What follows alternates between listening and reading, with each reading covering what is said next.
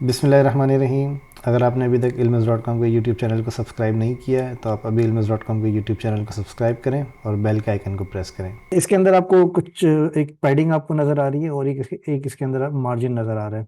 ठीक है, और इसके अंदर आपको बॉर्डर रेडियस नज़र आ रहा है। ये तीन चीज़ें आपकी थोड़ी सी कॉम्प्लेक्स होती हैं, मतलब ये स्ट्रेट फॉरवर्ड नहीं होती। इसके अंदर जैसे आपने बैकग्राउंड कलर आपने अप्लाई किया है तो बैकग्राउंड डैश कलर और यहाँ पे आपको कलर का नाम या कोड दे देना है, तो ये बड़ा स्ट्रेट फॉरवर्ड है। तो इसके अंदर कोई मतलब ऐसा कोई कॉम्प्लेक्सिटी नहीं है। अ, अच्छा, कॉम्प्लेक्सिटी इसके अंदर तब आती है जब आपको यहाँ पे कोई बैकग्राउंड इमेज आपको लगानी हो। ठीक है, अभी हम बैकग्राउंड इमेज का नहीं देख रहे हैं, तो अभी मैं उसको आपको बाद में बताऊंगा, क्योंकि इमेज मैंने आपको HTML में भी अभी नहीं बताया। अच्छा, विड्थ भी आपकी बड़ी स्ट्रेट फॉरवर्ड होती है कि इसके अंदर आपने विड्थ आपको जितनी भी देनी है वो आप यहाँ पे दे सकते हैं। लेकिन इसके अंदर कुछ कॉम्प्लेक्सिटी तब आती है जब आपको यहाँ पे विड्थ पिक्सल्स के बजाय आपको परसेंटेज में देनी हो, या फिर इसके अंदर और भी पॉइंट्स होते हैं, जैसे VW होता है, VH होता है।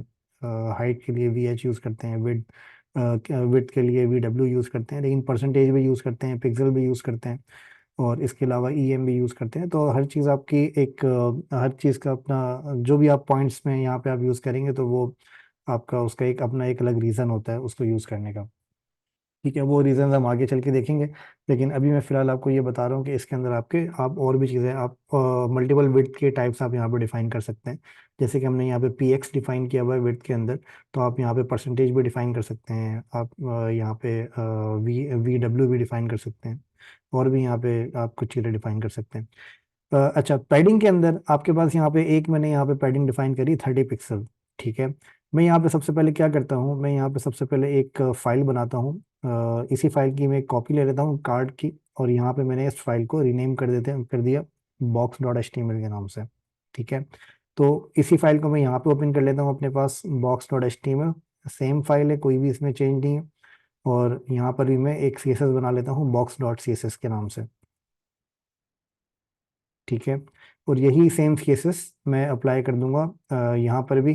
जो मेरे पास box.html की जो फाइल है, ठीक है, यहाँ पे मैं चेंज कर दूंगा CSS को box.css।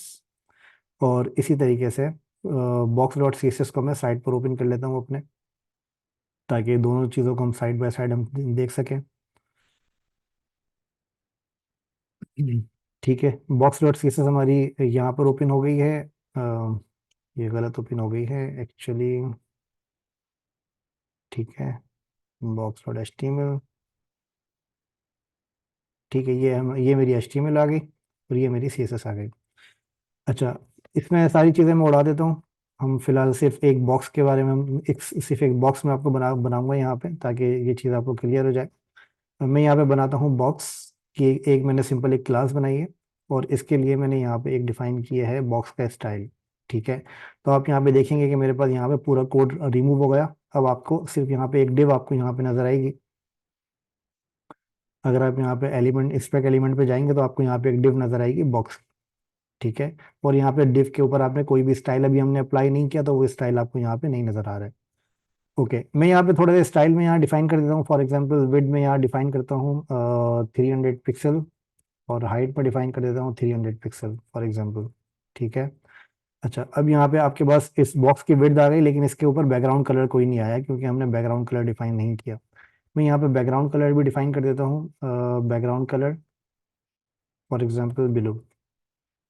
ओके, तो अब आपको यहाँ पे बॉक्स नजर आ रहा है, बैकग्राउंड कलर ब्लू आपको यहाँ पे नजर आ रहा है। ओके, अच्छा, इस बॉक्स के अंदर मैं यहाँ पे एक और बॉक्स बना देता हूँ।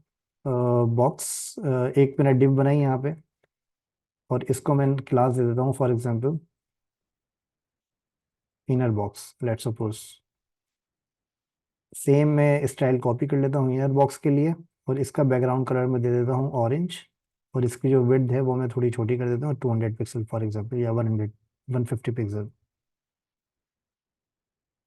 ओके, अब आपको यहाँ पे एक और बॉक्स नजर आ रहा है जिसकी विड्थ मैंने 150 पिक्सल दी है। ओके, और इसके ऊपर मैंने ऑरेंज कलर मैंने यहाँ पे अप्लाई दिया है किया है, और ये बॉक्स आपको नजर आ रहा है बॉक्स इनर की एक क्लास इसके ऊपर अप्लाई की है, और ये बॉक्स आपको नजर आ रहा है बॉक्स के अंदर। ओके, अच्छा, अब अगर आप यहाँ पर एक चीज नोटिस करें कि इस बॉक्स के अंदर यहाँ पर आपके पास कोई भी स्पेस नहीं आ रहा। ठीक है, ये वाला आपके पास स्पेस आ रहा है जो कि आपका बॉडी का स्पेस है। ओके, मैं अगर आपके पास यहाँ पे बॉडी के ऊपर मैं एक स्टाइल डिफाइन डिफाइन करता हूँ, मार्जिन 0 और पैडिंग 0, और इसी तरीके से मैं एक स्टाइल डिफाइन कर देता हूँ यहाँ पे भी, HTML पर भी। अच्छा ओके, असल में ये आपका स्टाइल जो है, ओके, मार्जिन 8 आ रहा है बॉडी के ऊपर। स्टाइल की स्पेलिंग मिस्टेक है, ओके। अच्छा, ये ध्यान में रखिएगा कि जो आपके स्टाइल्स होते हैं, इसकी स्पेलिंग मिस्टेक अगर आपकी हो तो ये बहुत ज़्यादा आपका टाइम वेस्ट होता है इन चीज़ों के अंदर। तो जस्ट मेक श्योर कि आप जो लिख रहे हैं उस प्रॉपर स्पेलिंग के साथ लिखें। अच्छा, अब ये तो मैंने फ़ौरन ही आइडेंटिफाई कर लिया, बट जो बिगिनर लेवल के होते हैं वो, उनको ये इस तरह की चीज़ें आइडेंटिफाई करने में बड़ी परेशानी, बड़ी मुश्किल का सामना करना पड़ता है। एनीवेज, अब आपको यहाँ पे नज़र आ रहा है कि यहाँ पे आपको कोई भी गैप आपको नज़र नहीं आ रहा, ना तो आपको इनसाइड गैप नज़र आ रहा है, ना आपको बाहर की साइड पे गैप नज़र आ रहा है, ठीक है। अच्छा, यहाँ पर अगर फॉर एग्जांपल मुझे इसके अंदर, अगर इसके अंदर मुझे गैप देना होता है तो उसके लिए मेरे पास दो ऑप्शन होते हैं, एक होता है मेरे पास पैडिंग और एक ऑप्शन होता है मेरे पास मार्जिन का, ठीक है। पैडिंग आपके पास क्या होता है, मैं आपको थोड़ा सा फिग्मा के अंदर में थोड़ा सा बता देता हूँ कि पैडिंग क्या होती है। फॉर एग्जांपल आपके पास ये एक बॉक्स है, ओके, ये एक बॉक्स है आपके पास, और इस बॉक्स के अंदर आपने एक और बॉक्स बनाया है, ओके, ये आपने एक और बॉक्स बनाया है यहाँ पे, और इसको मैंने बैकग्राउंड कलर दे दिया फॉर एग्जांपल ये, ठीक है। तो अब आपको यहाँ पे दो बॉक्स नजर आ रहे हैं और इसके अंदर भी आपको कोई भी स्पेस, कोई भी गैप नजर नहीं आ रहा।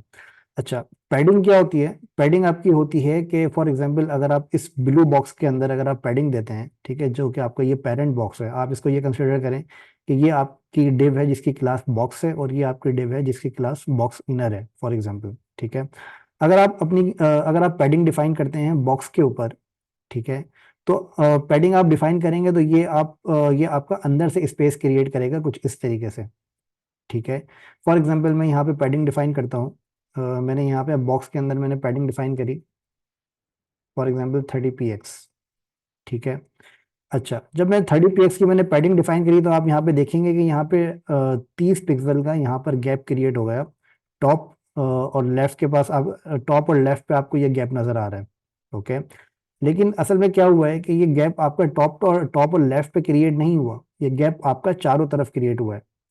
चारों तरफ आपको नजर क्यों नहीं आ रहा है, क्योंकि आपकी इस डिफ का जो साइज है वो आपका इतना ही साइज है जिसकी वजह से आपको ये गैप आपको यहाँ पे विजिबल, जो बॉटम साइड पर और राइट साइड पर आपको गैप विजिबल नहीं हो रहा।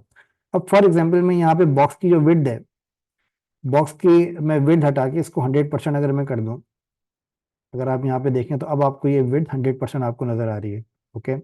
अच्छा, जब मैं इसकी विड्थ 100% करता हूँ तो अब आपको गैप नजर आएगा टॉप, लेफ्ट और राइट पर, ठीक है। और इसी तरीके से अगर मैं इसकी विड्थ फॉर एग्जांपल सेम कर देता हूँ 300 पिक्सल, ठीक है, मैं इसकी सेम विड्थ कर देता हूँ 300 पिक्सल, तो अब आपको यहाँ पे गैप नजर आएगा बॉटम पर भी, ठीक है। अच्छा, उसकी वजह क्या है कि जब आप यहाँ पे पैडिंग में, जब आप यहाँ पे एक वैल्यू डिफाइन करते हैं, मतलब आपने अभी यहाँ पे 30 पिक्सल डिफाइन किया है, तो ये क्या करता है, ये चारों साइड्स के ऊपर आपका अंदर की तरफ गैप क्रिएट करता है, ठीक है। अच्छा, अंदर की तरफ क्रिएट ये चारों साइड पे करता है। अगर फॉर एग्जांपल आप चाहते हैं कि इसके अंदर आप चारों साइड का अलग अलग कस्टमाइज आप गैप क्रिएट करें, मतलब यहाँ पर आपका फॉर एग्जांपल 20 पिक्सल हो, यहाँ पे आपका 10 पिक्सल हो, और यहाँ पे आपका 30 पिक्सल हो, और इसी तरह से बॉटम पर आपका 30 पिक्सल हो, ठीक है। एक ये सिनेरियो आपके पास है। दूसरा सिनेरियो आपके पास ये है कि आप चाहते हैं कि इसका हॉरिजॉन्टल गैप बराबर हो और वर्टिकल गैप बराबर हो, मतलब टॉप और बॉटम आपका इक्वल होना चाहिए, ठीक है, और इसी तरह से लेफ्ट और राइट आपका इक्वल होना चाहिए।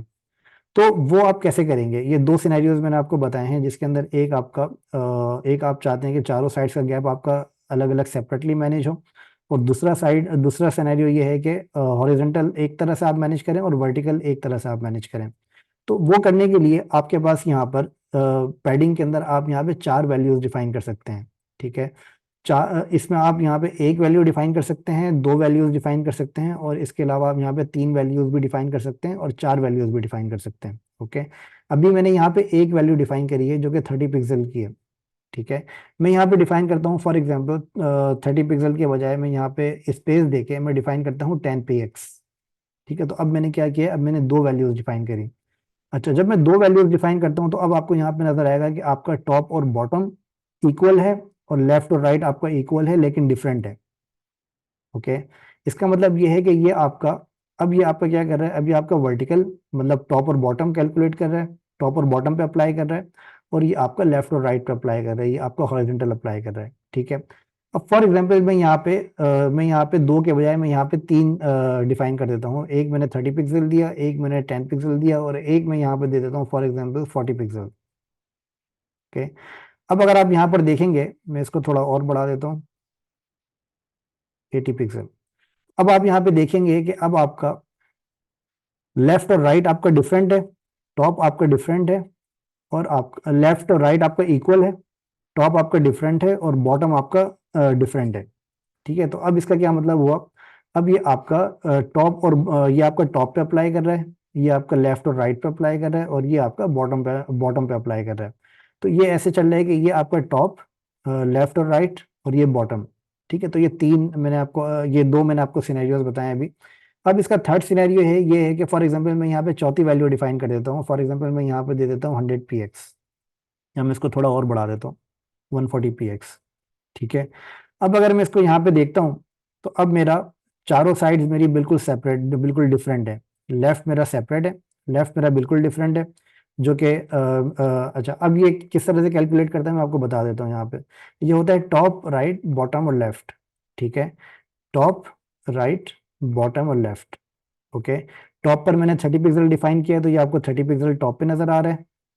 10 पिक्सल मैंने लेफ्ट पे डिफाइन किया, तो आपको 10 पिक्सल लेफ्ट, सॉरी 10 पिक्सल मैंने राइट पे डिफाइन किया, तो आपको 10 पिक्सल राइट पे नजर आ रहा है। फिर आपका ये बॉटम पे मैंने 80 पिक्सल डिफाइन किया, तो बॉटम पे आपको 80 पिक्सल नजर आ रहा है। फिर आप मैंने 140 पिक्सल डिफाइन किया, तो आपको ये 140 पिक्सल नजर आ रहा है लेफ्ट पर। तो ये ऐसे होता है टॉप, राइट, बॉटम, लेफ्ट, ठीक है। तो ये आप ध्यान में रखेंगे, टॉप, राइट, बॉटम, लेफ्ट, आप यहाँ इस तरीके से आप अलग अलग वैल्यूज भी डिफाइन कर सकते हैं। अच्छा, सेम ही तरीका आपका मार्जिन के अंदर भी होता है। ओके, मार्जिन आपका क्या करता है कि मार्जिन आपका अंदर से स्पेस क्रिएट नहीं करता। डिफरेंस क्या होता है मार्जिन के अंदर, कि मार्जिन आपका अंदर से स्पेस क्रिएट नहीं करता, वो आपकी डिफ को मूव करता है। मतलब फॉर एग्जांपल अगर मैं इसके ऊपर मार्जिन अप्लाई करूं, पैडिंग में यहाँ पे इसको, पैडिंग फॉर एग्जांपल मैं यहाँ पे दे देता हूँ 30 पिक्सल, या 50 पिक्सल की, 60 पिक्सल की दे देता हूँ, ओके। अच्छा, अब इसके अलावा मैं यहाँ पे अप्लाई करता हूँ मार्जिन। मार्जिन फिलहाल मैंने इसका 0 रखा है, ठीक है। 0 से हटा के मैं मार्जिन को रखता हूँ यहाँ पे 30 px फॉर एग्जाम्पल, ठीक है। अच्छा, जैसे ही मैं 30 px मार्जिन दूंगा, तो आपको यहाँ पे नजर आएगा कि मार्जिन आपका टॉप, राइट, बॉटम, लेफ्ट पे अप्लाई होगा, या लेफ्ट आपको राइट और बॉटम पे नजर इसलिए नहीं आ रहा क्योंकि हमने इसकी विड्थ और हाइट हमने सेट करी हुई है। अगर फॉर एग्जाम्पल मैं इसकी विड्थ और हाइट में बढ़ा देता हूँ, अगर मैं फॉर एग्जाम्पल इसकी विड्थ में कर देता हूँ 100%, ओके, तो अब आपको यहाँ पे नजर आएगा कि आपको यहाँ पे, एक सेकेंड। अच्छा, क्योंकि अब यहाँ पे इसने स्क्रॉल क्रिएट कर दिया, स्क्रॉल ऐड कर दिया है, इसके लिए कुछ प्रॉपर्टीज आपको डिफाइन करनी पड़ती हैं। वो प्रॉपर्टीज मैंने आपको अभी बताई नहीं है, इसलिए मैं वो आपको अभी मैं नहीं बता रहा, बट मैं उसको डिफरेंट तरीके से मैं उसको आपको करके बताता हूँ, ठीक है। अच्छा, ये मैंने बॉक्स को मेन बॉक्स के ऊपर मैंने अप्लाई किया हुआ है। मैं मेन बॉक्स की जगह मैं इसको यहाँ पे अप्लाई करता हूँ, मार्जिन 20 पिक्सल, ओके। तो अब आपको यहाँ पे मार्जिन 20 पिक्सल नजर आ रहा है। पैडिंग को मैं यहाँ से हटा देता हूँ फॉर नाउ, ठीक है। आपको यहाँ पे मार्जिन 20 पिक्सल नजर आ रहा है, और आपको अच्छा, टॉप पे आपको मार्जिन नजर आ रहा है, और इसके अलावा आपको लेफ्ट पे आपको मार्जिन इसलिए नहीं नजर आ रहा है क्योंकि लेफ्ट के ऊपर हमारे पास कोई डिव नहीं है। तो जब आपका ये बॉडी से चिपका हुआ होता है, तो दैट मीन्स कि वो आपका मार्जिन उसके ऊपर आपका अप्लाई नहीं करता है, ठीक है। तो इस वजह से आपको ये मार्जिन यहाँ पे अप्लाई नहीं कर रहा, और ये क्योंकि ये बॉडी से बिल्कुल ही एक चिपका हुआ है, और इस वजह से ये मार्जिन आपका यहाँ पे अप्लाई नहीं कर रहा। लेकिन अगर फॉर एग्जाम्पल मैं आपको यहाँ पे एक दूसरा सिनेरियो क्रिएट करके बताता हूँ, कि फॉर एग्जाम्पल मेरे पास यहाँ पर एक डिव है, ठीक है, और इस डिव को मैं दे देता हूँ लेफ्ट, और इस डिव को मैं दे देता हूँ राइट, ओके। लेफ्ट के ऊपर मैं यहाँ पे दे देता हूँ लेफ्ट कॉलम, और राइट को मैं यहाँ पे दे देता हूँ राइट कॉलम, ओके। ये दो डिव्स मैंने यहाँ पे बनाई हैं,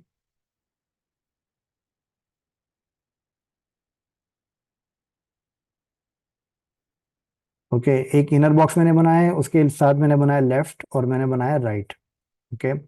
अच्छा, राइट के अंदर मैं यहाँ पे क्या करता हूँ कि मैं यहाँ पे एक और मैं पैराग्राफ बना देता हूँ इस तरीके से, और इनर बॉक्स को मैं दे देता हूँ कोई भी एक बैकग्राउंड कलर मैंने ऑलरेडी दिया हुआ है। विड्थ में इसकी इनेबल कर रहा हूँ, और हाइट में इसकी फिलहाल हटा देता हूँ, ठीक है। हाइट मैंने इसकी हटा दी है। ओके। और इसके बाद मैं यहाँ पे मार्जिन को लेफ्ट कॉलम, ये आपका राइट हो गया। ठीक है। अब इसके बाद मैंने यहाँ पे मार्जिन अप्लाई किया हुआ है, और मार्जिन के साथ साथ मैं यहाँ पे जो मेरा पैराग्राफ है इसके ऊपर मैं मार्जिन अप्लाई करता हूँ, फॉर एग्जांपल इस तरीके से।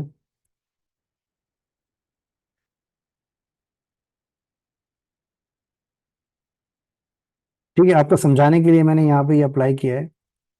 अगर आप यहाँ पर देखें तो पैराग्राफ पे मैंने मार्जिन अप्लाई किया है 20, और मैंने लेफ्ट और राइट पर मैंने अप्लाई किया है, सॉरी, टॉप और बॉटम पे अप्लाई किया है 0, और लेफ्ट और राइट पे मैंने अप्लाई किया है 20। ओके। तो आपको लेफ्ट और राइट पे आपको नजर आ रहा है 20। अगर मैं टॉप को भी मैं यहाँ से बढ़ा देता हूँ, फॉर एग्जाम्पल मैं यहाँ से कर देता हूँ 100 px। ठीक है। तो आपको यहाँ पे टॉप के ऊपर आपको ये नजर आ रहा है मार्जिन 100 px। ठीक है। बॉटम पे आपको क्यों नहीं नजर आ रहा है? क्योंकि इसके नीचे कोई आपकी डिव नहीं है। तो ये ध्यान में रखिएगा कि जब आप मार्जिन अप्लाई करते हैं तो वो आपका तभी मार्जिन इफेक्ट करता है जब उसके साइड पे आपकी कोई ना कोई चीज़ होती है, अदरवाइज वो चीज़ आपकी अप्लाई नहीं करती। ओके, तो ये चीज़ ध्यान में रखिएगा। जैसे कि मैंने अभी बॉडी के ऊपर मैंने मार्जिन अप्लाई किया है, तो ये बॉडी के ये इसके ऊपर मार्जिन अप्लाई तो हुआ हुआ है, लेकिन जैसे मैंने इसके ऊपर मार्जिन 20 पिक्सल अप्लाई किया हुआ है, लेकिन इसके ऊपर अप्लाई तो हुआ हुआ है, लेकिन वो उसके ऊपर लेफ्ट के ऊपर वो आपको क्यों नहीं दिखा रहा है? क्योंकि लेफ्ट के ऊपर उसके पास कोई और एलिमेंट नहीं है। अगर कोई और एलिमेंट उसके पास लेफ्ट पर होगा तो वो आपको जरूर दिखाएगा। ठीक है। अब फॉर एग्जाम्पल इसके अंदर मैंने लेफ्ट और राइट मैंने यहाँ पे क्रिएट किया हुआ है। अब अगर मैं इसको लेफ्ट और राइट को अगर मैं बराबर में लेकर आ जाता हूँ, फॉर एग्जाम्पल मैं लेफ्ट को यहाँ पे दे देता हूँ। ये थोड़ा सा कॉम्प्लेक्स है, आपको समझने में टाइम लगेगा, बट ये है कि आपको प्रैक्टिस करनी पड़ेगी थोड़ी इसकी।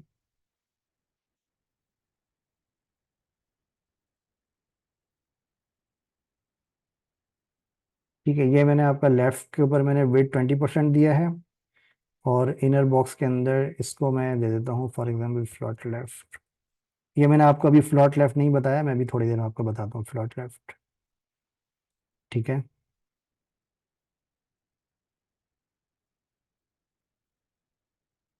ये आपको सिर्फ समझाने के लिए मैंने यहाँ पे लिख रहा हूँ, बाकी इसको अभी आप ये ध्यान में रखिएगा कि ये मैं आपको अभी बताऊंगा थोड़ी देर में। ठीक है। अच्छा, ये मैंने यहाँ पे लेफ्ट बनाया है, और ये मैंने आपका राइट कॉलम बनाया है। तो आप यहाँ पे देखेंगे कि ये दोनों कॉलम मेरे एक दूसरे के बराबर में आ रहे हैं। ठीक है, इसका मैं थोड़ा साइज बढ़ाऊंगा तो ये आपको यहाँ पे प्रॉपरली नजर आएंगे। इसका साइज मैं 300 से हटा के 400 कर देता हूँ। ठीक है। और इसका भी साइज मैं 150 से हटा के 300 कर देता हूँ। ठीक है। अब आपको ये लेफ्ट कॉलम नजर आ रहा है, और इसको मैं कर देता हूँ राइट कॉलम।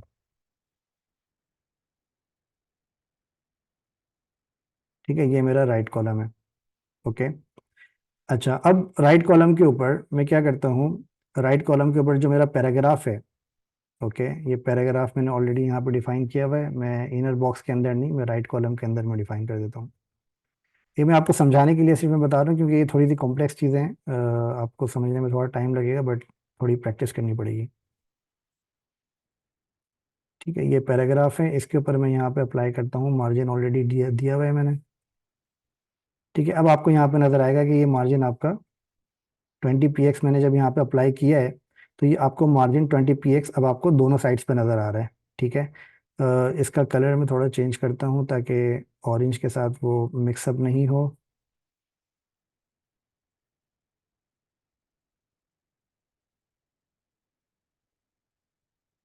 ओके। अच्छा, अब आप यहाँ पर देखें तो ये पैराग्राफ के ऊपर अब आपको चारों साइड्स के ऊपर आपको मार्जिन नजर आ रहा है। ओके। इसको आप यहाँ से भी देख सकते हैं, और इसको आप यहाँ से भी देख सकते हैं। अगर आप यहाँ पर जाएंगे तो आपको यहाँ पे जो आपका डिबगर टूल है इसके अंदर आपको यहाँ पे एक टैब नजर आता है कंप्यूटेड का। ये आपको दिखाता है कि आपने मार्जिन कहाँ कहाँ पे आपने अप्लाई किया हुआ है। ये आपको टॉप दिखा रहा है, ये आपको राइट दिखा रहा है, बॉटम और लेफ्ट। इसी तरह से ये आपको पैडिंग भी दिखा रहा है, आपने कोई पैडिंग अप्लाई नहीं करी हुई इसलिए ये आपको पैडिंग नहीं दिखा रहा है। ये आपको बॉर्डर भी दिखा रहा है यहाँ पे। ठीक है। तो यहाँ से आप अपना जो चेंज है वो आप यहाँ से वेरीफाई कर सकते हैं, ये आपका मार्जिन अप्लाई कर रहा है या नहीं कर रहा है। अगर फॉर एग्जांपल आपने कोई मिस्टेक इसके अंदर करी है तो ये आपको यहाँ पे मार्जिन आपको नहीं दिखाएगा, या फिर वो यहाँ पर भी अप्लाई नहीं करेगा। तो ये ध्यान में रखिएगा कि जो आपके मार्जिन होते हैं वो आपका यहाँ पे इस तरीके से आप इसको अप्लाई कर सकते हैं। ओके। अच्छा, अब इसके अंदर मैंने आपको क्या बताया, मैंने आपको बताया कि पैडिंग आपकी 4 वैल्यूज होती हैं और इसी तरह से मार्जिन आपकी 4 वैल्यूज होती हैं। उस मार्जिन और पैडिंग में फ़र्क क्या होता है? पैडिंग आपका इनसाइड स्पेस क्रिएट करता है, ठीक है। पैडिंग आपका इनसाइड स्पेस क्रिएट करता है और मार्जिन आपका क्या करता है? मार्जिन आपकी डिफ को मूव करता है, ओके। तो मार्जिन आपका इनसाइड स्पेस क्रिएट नहीं करता, मार्जिन आपकी डिफ को मूव करता है। ये ध्यान में रखिएगा कि आप पैडिंग और मार्जिन के अंदर कंफ्यूज मत होइएगा। अगर आपको इनसाइड स्पेस क्रिएट करना है, फॉर एग्जांपल अगर आपको कोई बटन बनाना है, लेट सपोज मैं यहाँ पे लिखता हूँ क्लिक हेयर, ठीक है।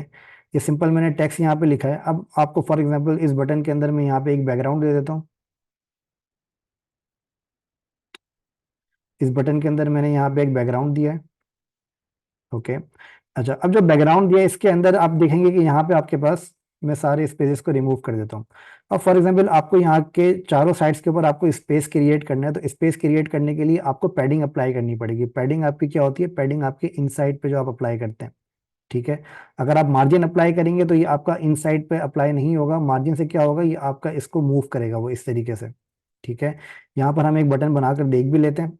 मैं यहाँ से ये सारा कोड मैं यहाँ से रिमूव कर देता हूँ, ठीक है। मैं यहाँ पे एक बटन बनाता हूँ, ठीक है। और इसके ऊपर मैं एक क्लास डिफाइन कर देता हूँ, फॉर एग्जांपल बटन की। और यहाँ पे मैं लिख देता हूँ क्लिक हेयर, ठीक है। और यहाँ पर भी मैं एक क्लास डिफाइन करता हूँ बटन की, ओके। और मैं इसको कुछ प्रॉपर्टीज में यहाँ डिफाइन कर देता हूँ, फॉर एग्जांपल रेड या ब्लू, ठीक है। आपको यहाँ पे बटन नज़र आ रहा है, इसका मैं कलर चेंज कर देता हूँ, फॉर एग्जांपल वाइट, ठीक है। ये आपको बटन नज़र आ रहा है वाइट कलर का। अच्छा, अब इसके अंदर जो आपको स्पेस क्रिएट करना है, अगर मैं फॉर एग्जांपल मार्जिन में यहाँ पे लगाऊंगा, ठीक है, तो ये आपका क्या कर रहा है? ये आपका स्पेस क्रिएट कर रहा है, लेकिन अंदर से इसने स्पेस क्रिएट नहीं किया। इसने क्या किया? बटन को मूव कर दिया, क्योंकि मैंने यहाँ पे मार्जिन लगाया है। अगर आपको अंदर से स्पेस चाहिए तो मैंने आपसे जैसे कहा है कि आपको पैडिंग यहाँ पे डिफाइन करनी पड़ेगी, तो आप जितनी पैडिंग आप यहाँ पे लगाएंगे उस तरीके से आप यहाँ पे अपना स्पेस क्रिएट कर सकते हैं। अब फॉर एग्जांपल आपको यहाँ पे वर्टिकल स्पेस आपको डिफरेंट चाहिए और हॉरिजॉन्टल स्पेस आपको डिफरेंट चाहिए, तो वो आप इस तरीके से आप अप्लाई कर सकते हैं, ओके। तो इस तरीके से आप यहाँ पे अपने बटन्स के साथ आप प्ले अराउंड कर सकते हैं। आपने यूजुअली बहुत सारे बटन इस तरह से देखे होंगे वेबसाइट्स के अंदर मल्टीपल, तो वो इस तरीके से आपके यहाँ पे अलग अलग पैडिंग्स और मार्जिन डिफाइन करके आप अप्लाई कर सकते हैं। अच्छा, अगर फॉर एग्जांपल आपके पास यहाँ पर इस तरीके से आप अप्लाई नहीं करना चाह रहे, तो इसका एक तरीका और भी होता है। आप यहाँ पे डायरेक्ट पैडिंग लेफ्ट इस तरीके से भी करके आप डिफाइन कर सकते हैं, ठीक है। यहाँ पे आपके पास अलग अलग वैल्यूज होती हैं। जैसे मैंने आपसे ऊपर कहा कि आप एक ही स्टाइल के अंदर आप सारी चीज़ें डिफाइन कर दें, या फिर आप इस तरीके से आप अलग अलग डिफाइन कर दें, टॉप, राइट, बॉटम, लेफ्ट, ठीक है। आप इस तरह से अलग अलग भी डिफाइन कर सकते हैं, आप चाहें तो इसको एक साथ भी डिफाइन कर सकते हैं। और इसी तरीके से आप मार्जिन को भी आप अलग अलग डिफाइन कर सकते हैं। जैसे मैंने पैडिंग डिफाइन की है, इसी तरह से मैं मार्जिन को भी डिफाइन कर सकता हूँ,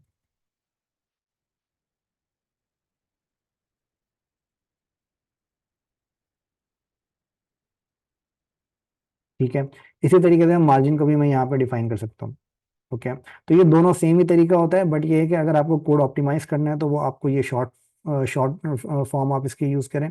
अगर आपको फॉर एग्जांपल कहीं पे ज़रूरत पड़ती है आपको किसी स्टाइल को ओवरराइड वगैरह करने की, और आपको सारे स्टाइल्स को आपको दोबारा नहीं लिखना, तो आप उसके अंदर एक स्टाइल को भी आप मॉडिफाई कर सकते हैं। बिस्मिल्लाहिर्रहमानिर्रहीम। अगर आपने अभी तक ilmiz.com के यूट्यूब चैनल को सब्सक्राइब नहीं किया है तो आप अभी ilmiz.com के यूट्यूब चैनल को सब्सक्राइब करें और बेल के आइकन को प्रेस करें।